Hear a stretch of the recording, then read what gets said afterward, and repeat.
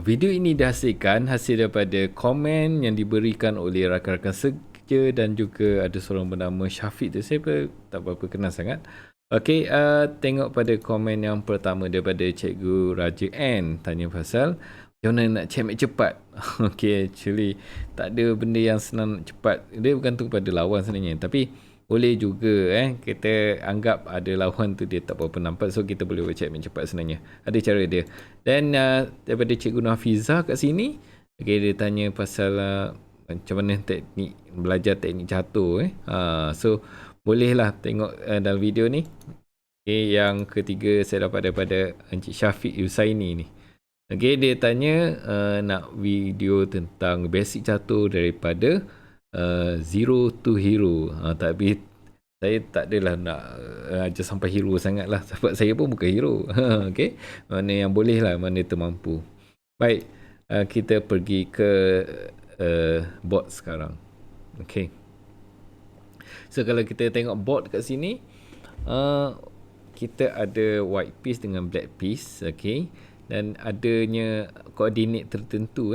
So koordinat itu ditentukan oleh jalur ke atas atau dipanggil sebagai file. Sebagai contoh, kita ada A, B, C, D, E, F, G. So huruf-huruf ini menunjukkan file daripada bawah ke atas. Okay, so maksud saya macam ni lah. Okay, oops.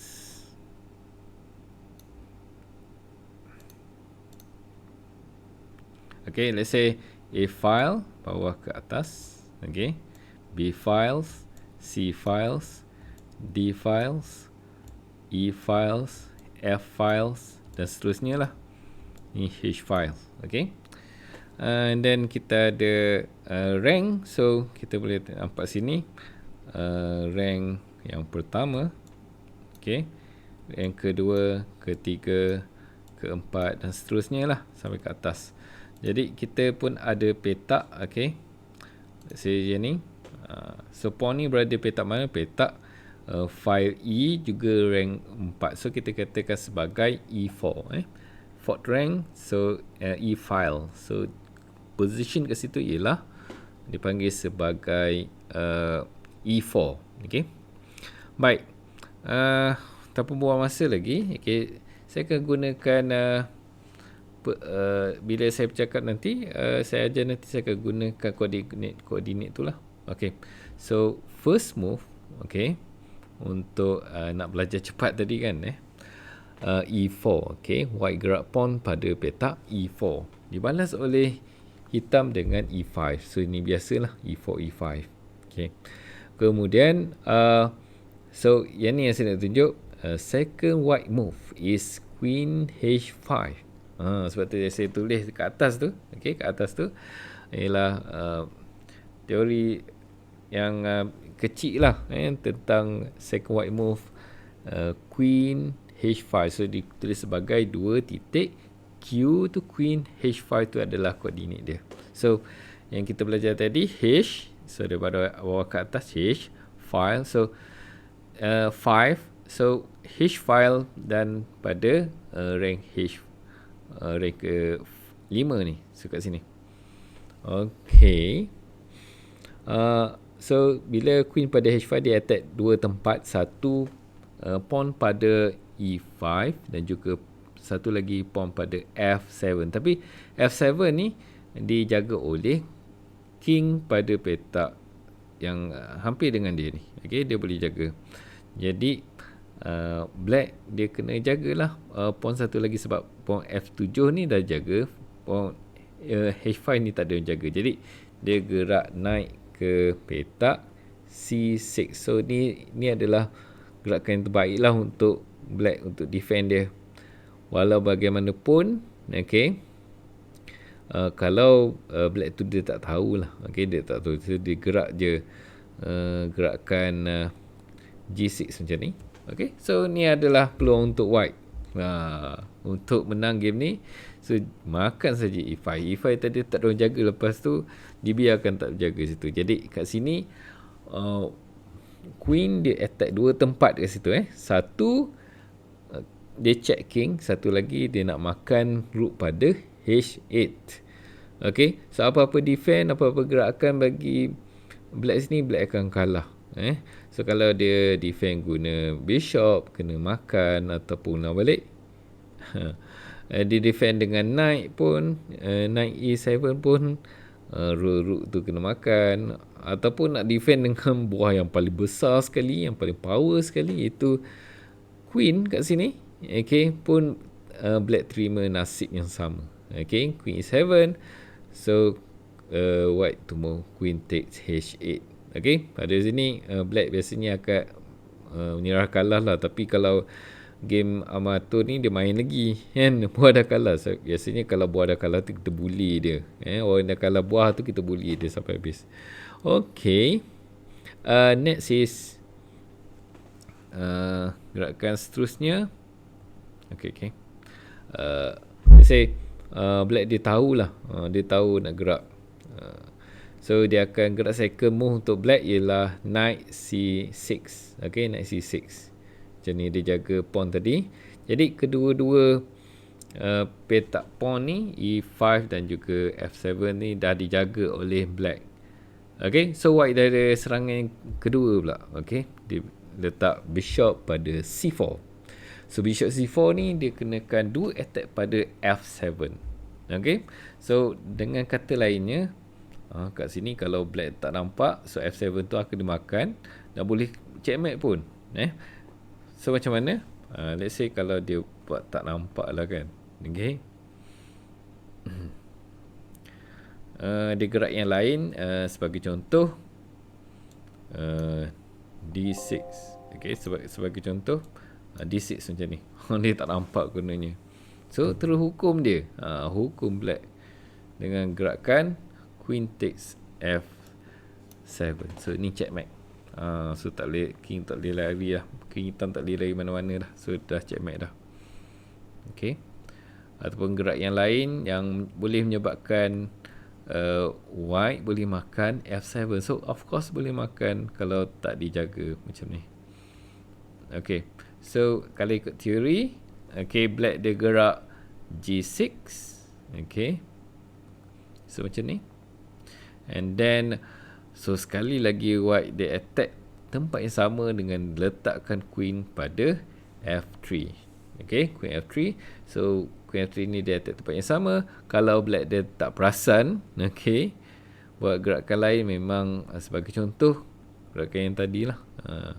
So saya gerak d6. So memang kena makan lah ni. Okay, so checkmate.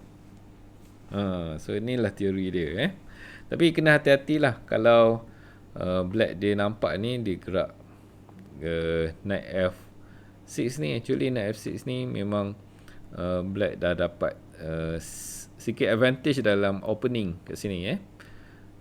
Jadi white dia kena buat sesuatu lah untuk cover balik advantage yang hilang tadi. Okay, sebab apa black ada advantage? Sebab black dia dah gerakkan 2 minor pieces ke depan. White cuma ada satu saja minor pieces. So black dia sedikit lead in development lah kat sini. Dan white queen ni, okay, bila masa boleh tendang dengan naik hitam ni pergi ke d4, ke petak d4 ni. So bila naik pergi ke petak d4, dia boleh tendang queen dekat f3. Okay, baik, kita tengok game. Okay, so game ni saya ambil daripada database. Okay, so yang mana memang actual game yang memang dimainkan oleh orang tertentu dalam tournament. Sebab game ni dah direkod. Sebenarnya dalam database saya ada 1000 game yang buat opening ni. Second white move ataupun gerakan langkah kedua putih menggerakkan queen pergi ke h5. Okay, jadi bila saya tengok balik, sebenarnya even master pun ramai yang main game ni, tapi tak banyaklah dalam rekod tu. Dan juga yang mengejutkan, Magnus Carlsen pun main. So siapa dia Magnus Carlsen? Dia adalah nombor 1 dunia main game yang simple macam ni. Okay, dia macam nak test lawan dia saja. dalam opening actually white dia tak boleh advantage sangat, tapi middle game so Magnus Carlsen buat sesuatu dan dia boleh menang. So siapa dia Magnus Carlsen ni kalau tuan-tuan dan puan-puan tak kenal, so saya tunjukkan. So Magnus Carlsen, so this is Magnus Carlsen. Dia main opening ni dalam tournament, tapi dalam Blitz lah dia tak ada main dalam Rapid dan Blitz lah, dia tak ada main dalam classical. Of course classical ni susah sikit lah. Okay, dan ada seorang lagi Super Grandmaster, okay, yang hampir sama hampir sama lah kekuatan dia, okay. So dia adalah Hikaru Nakamura. So Hikaru Nakamura, so muka dia macam ni. So Hikaru Nakamura ni Super Grandmaster juga, dia top 10 dalam dunia, pun main opening ni, okay. Second white move, Queen H5. Okay, kita tengok game. Kembali balik. Okay, ini game yang memang ada dalam database. Okay, so short saja black dah kalah. Okay, mungkin ini adalah pemain-pemain amatur yang mana dia nak Kohida Jaya ni, so dia cuba buat, okay, ataupun dia nak memang nak checkmate cepat sebab dia dah tahu lawan dia tu tak berapa power sangat, mungkin lah. Okay, okay. So seperti biasa, so white to move E4, E5 black balas, Queen H5. Okay, so game ni lawan dia gerak Bishop E7. So development Bishop E7 ni bagus juga sebenarnya, cuma kat sini tak sesuai. Kadang-kadang ni memang tak sesuai. Okay, so teruskan Bishop C4. Okay, terus attack pada F7 tu. Okay, kalau black dia tak nampak, dia gerak je Bishop B4 macam ni. So apa perlu buat? Checkmate. Right, checkmate. Queen takes F7, checkmate. Jangan tak nampak ni. Inilah peluang dia. Okay, so game yang seterusnya. Okay, so ni memang real game. So lawan dia gerak G6. So apa perlu buat? Nak patah balik ke F3 ke? Queen tak boleh patah balik ke F3. Makan E5.